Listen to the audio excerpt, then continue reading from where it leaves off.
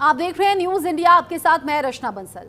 लोकसभा में विपक्ष के नेता राहुल गांधी एक बार फिर से सुप्रीम कोर्ट के सवालों के घेरे में हैं। दरअसल 2022 में भारत जोड़ो यात्रा के दौरान राहुल गांधी ने कहा था कि चीन ने भारत की 2000 वर्ग किलोमीटर जमीन कब्जा ली है, जिस पर मानहानि का मामला दर्ज हुआ था। इस मामले में राहुल गांधी ने सुप्रीम कोर्ट से राहत की मांग की।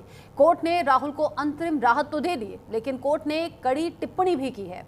सुप्रीम कोर्ट ने राहुल गांधी से उनके बयान के तथ्यों और विश्वसनीय जानकारी के बारे में पूछा। कोर्ट ने कहा कि सच्चे भारतीय ऐसा बयान नहीं देते। अब सुप्रीम कोर्ट ने इसी टिप्पणी को लेकर राहुल गांधी से सवाल पूछा। उधर बीजेपी ने राहुल गांधी को आड़े हाथों ले लिया, उन पर जमकर प्रहार भी किया है। ताजा रिपोर्ट देखिए। सेना पर सवाल, राहुल गांधी को सुप्रीम फटकार। चीन के नाम की बीन, सुप्रीम कोर्ट बोला कैसे पता हड़पी जमीन। राहुल के बयान पर सुप्रीम कोर्ट का सवाल, सियासी बवाल। राहुल पर सुप्रीम हंटर, चीन कब आया अंदर। कांग्रेस नेता राहुल गांधी अब सुप्रीम कोर्ट के सवालों के घेरे में हैं।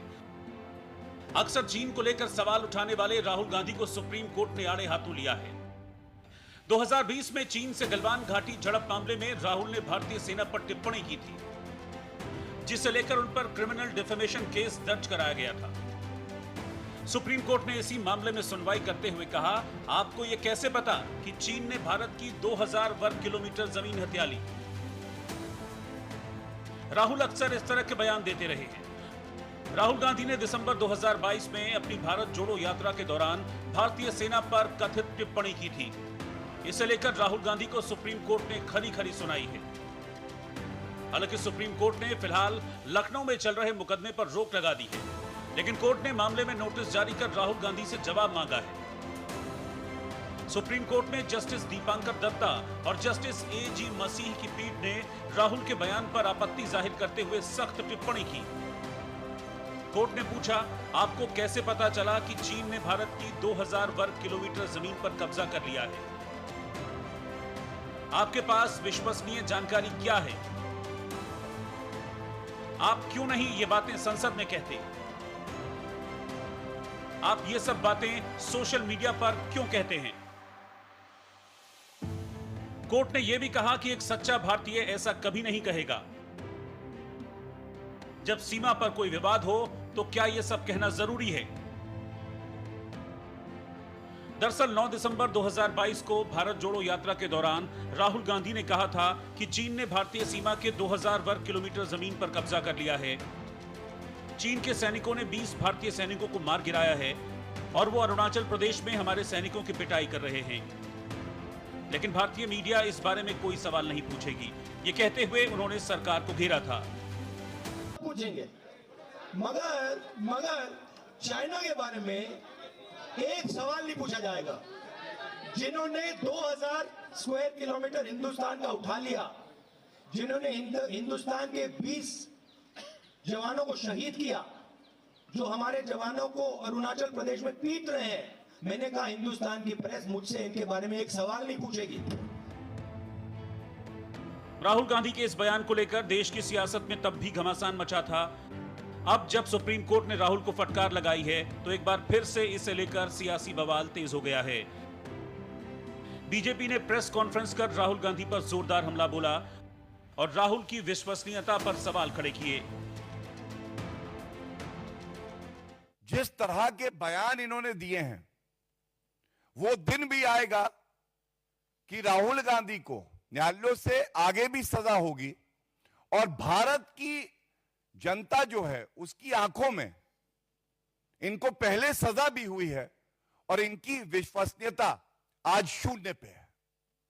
ये कहना गलत नहीं होगा, ऐसा लगता है कि राहुल गांधी की रगों में आज चीन प्रेम है, पाकिस्तान प्रेम है, लेकिन भारत प्रेम नहीं है।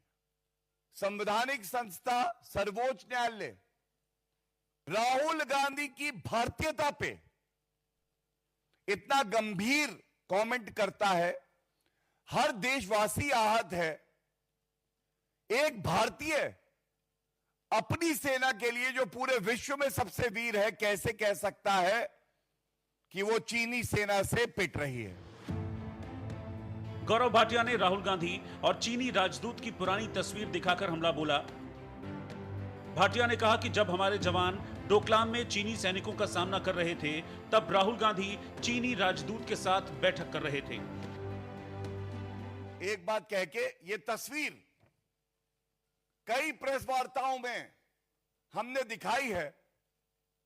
ये तस्वीर है, पार्टी टू पार्टी एमओयू करते हैं राहुल गांधी चीन की पार्टी से, और आज ऐसा लग रहा है जब सर्वोच्च न्यायालय की टिप्पणी भी आ चुकी है, यह कहना गलत नहीं होगा, भारतीय नागरिकों को यह नहीं बताते कि इस करार में क्या है। यकीनन इस करार में राहुल गांधी ने यह प्रण लिया है कि वो भारत को कमजोर करेंगे, चीन को मजबूत करेंगे। दरअसल 2017 में जब भारत चीन के बीच सीमा विवाद चरम पर था, उस दौरान भी राहुल गांधी ने चीन के राजदूत से मुलाकात की थी, जो मीडिया में सुर्खियां बना था। राहुल के चीनी राजदूत से मिलने को लेकर उनकी बड़ी आलोचना भी हुई थी। ये मामला इतना गंभीर हो चुका था कि राहुल को खुद सोशल मीडिया पर इस मुलाकात को लेकर अपनी सफाई देनी पड़ी थी। न्यूज इंडिया के लिए सोनू झा की रिपोर्ट। सेना को लेकर टिप्पणी, यानी कि जो चीन ने जमीन हड़पी वाला स्टेटमेंट दिया था राहुल गांधी ने, उसी को लेकर सुप्रीम कोर्ट से फटकार भी लगी। सेना पर टिप्पणी केस में अब तक हुआ क्या क्या, सिलसिलेवार तरीके से जान लीजिए। दिसंबर 2022 की यह घटना है। 16 दिसंबर की इनफैक्ट ये डेट थी जब राहुल ने भारत जोड़ो यात्रा के दौरान भारतीय सेना पर टिप्पणी की थी।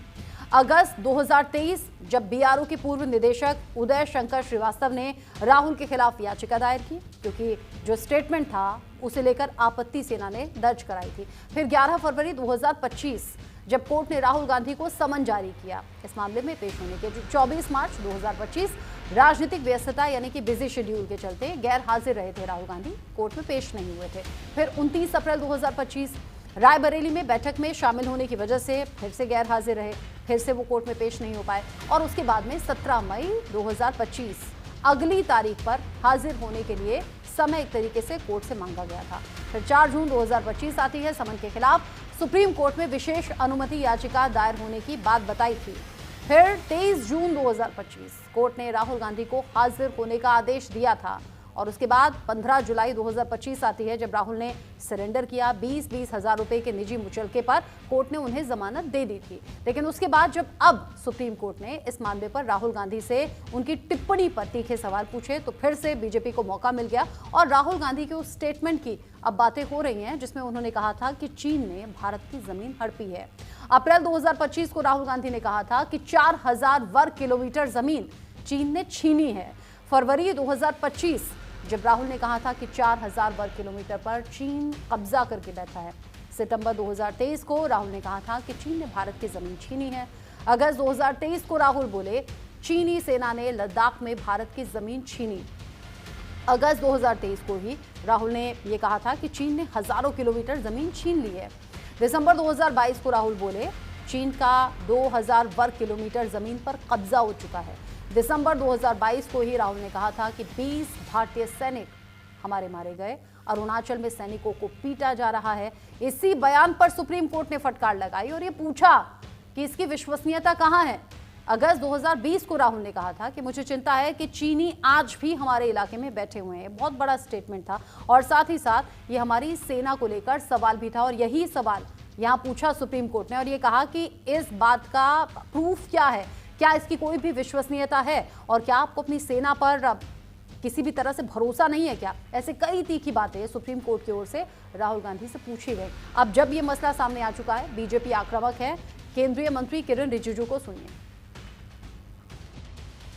बार बार श्रीमान राहुल गांधी जी ने सार्वजनिक रूप से ये कहा कि चाइना ने देश के अंदर में आकर के जमीन कब्जा किया है, जबकि हमारा आर्मी, भारत सरकार, रक्षा मंत्रालय सबने कहा है कि सीमा विवाद है, लेकिन हमारा अंदर में आकर के कोई जमीन कब्जा नहीं किया है। विवाद है, सब मानते हैं, 1962 से पहले से विवाद थे और वहां कभी पेट्रोलिंग करने में एक दूसरे के प्रति थोड़ा सा संघर्ष होता है। आप लोगों ने वीडियो में भी देखा होगा, चाइनीज आर्मी और इंडियन आर्मी के बीच में झड़प भी होता है क्योंकि वो डिमार्केटेड नहीं है। लेकिन 2000 किलोमीटर 2000 वर्ग किलोमीटर कब्जा कर दिया बिना तर्क कहने से। हम लोगों ने तो बार बार राहुल गांधी जी को कहा कि बिना तर्क के देश के खिलाफ बात मत करो, हमारा तो सुनता नहीं हुआ। इसलिए आज सुप्रीम कोर्ट ने जो फटकार लगाया, अब तो चुप होना चाहिए। हम तो मानते हैं कि हम जिम्मेदारी लोग हैं, राहुल गांधी भी जिम्मेदारी उसमें आते हैं, हम भी जिम्मेदारी का श्रेणी में आते हैं। हम लोग सबको जनता ने चुन के भेजा है, तो हर बात सोच समझ के बोलना चाहिए। एक तरफ तो देश और सेना विरोधी बयान को लेकर नेता प्रतिपक्ष राहुल गांधी को सुप्रीम कोर्ट से फटकार लगी, तो वहीं दूसरी तरफ नेताओं का देश विरोधी बयान देने का सिलसिला यहीं थमा नहीं। जम्मू कश्मीर के पूर्व मुख्यमंत्री और नेशनल कॉन्फ्रेंस के अध्यक्ष फारूक अब्दुल्ला ने आतंकवाद को लेकर देश विरोधी बयान दिया है। फारूक अब्दुल्ला ने कहा कि आतंकवाद न खत्म हुआ है और न ही खत्म होगा। उन्होंने आगे कहा कि जब तक हमारे पड़ोसियों यानी कि पाकिस्तान के साथ हमारे रिश्ते बेहतर नहीं हो जाते, तब तक आतंकवाद खत्म नहीं होगा। पहले फारूक अब्दुल्ला का ये ताजा बयान सुन लीजिए, फिर आपको फारूक अब्दुल्ला के पाकिस्तान प्रेम के बारे में आगे डिटेल में बताएंगे। जो ये समझते हैं कि मिलिटेंसी खत्म होगी, मैं उनको दावा देता हूं इस वक्त कभी मिलिटेंसी यहाँ खत्म नहीं होगी जब तक हमारे पड़ोसी और उनके हालात बेहतर होंगे, नहीं होगी। जो ये समझते हैं कि मिलिटेंसी खत्म होगी, मैं उनको दावा देता हूं इस वक्त कभी मिलिटेंसी यहाँ खत्म नहीं होगी जब तक हमारे पड़ोसी और उनके हालात बेहतर होंगे। हालांकि फारूक अब्दुल्ला का ये कोई पहला बयान नहीं है जिसमें पाकिस्तान के लिए प्रेम दिखाई दे रहा हो, सुनाई दे रहा हो। इससे पहले भी फारूक अब्दुल्ला कई बार इस तरह के बयान दे चुके हैं। अब हम आपको फारूक अब्दुल्ला के 5 वो बयान दिखाते हैं जब उनके बयान में पाकिस्तान के लिए प्यार झलका और दिखाई दिया था। किस तरीके से बयान दिए थे। मई 2024 जब पीओके पर भारत के दावे को लेकर फारूक अब्दुल्ला ने कहा कि पाकिस्तान ने चूड़ियां नहीं पहन रखी हैं, उसके पास तो परमाणु बम भी है जो हम पर गिरेंगे, यानी ये पाकिस्तान के लिए प्रेम था।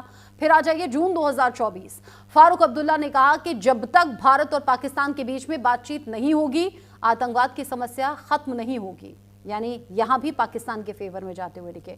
दिसंबर 2023 जब फारूक अब्दुल्ला ने चेतावनी दी, कहा कि अगर बातचीत के जरिए समाधान नहीं निकाला गया तो भारत का भी गाजा जैसा ही हश्र हो सकता है। यानी क्या भारत सरकार पर या भारतीय सेना पर भरोसा नहीं जो पाकिस्तान के लिए वो इस तरह की बातें कर रहे हैं। फिर अगस्त 2023 फारूक अब्दुल्ला ने कहा कि अगर भारत चीन के साथ में बातचीत कर सकता है तो पाकिस्तान के साथ में क्यों नहीं, यानी अगर चीन के साथ बातचीत हो सकती है तो पाकिस्तान के साथ भी बातचीत हो, जबकि पाकिस्तान कतई इस लायक नहीं, क्योंकि एक हाथ में छुरा रखता है और एक हाथ से वो बात करने की यानी कि शेक हैंड करने की बात करता है, लेकिन आतंक और बात साथ साथ नहीं चल सकते। इसी तरीके से अक्टूबर 2021 में भी फारूक अब्दुल्ला ने कहा था कि जब तक आप पाकिस्तान से बात नहीं करोगे तब तक जम्मू कश्मीर में शांति नहीं रह सकती।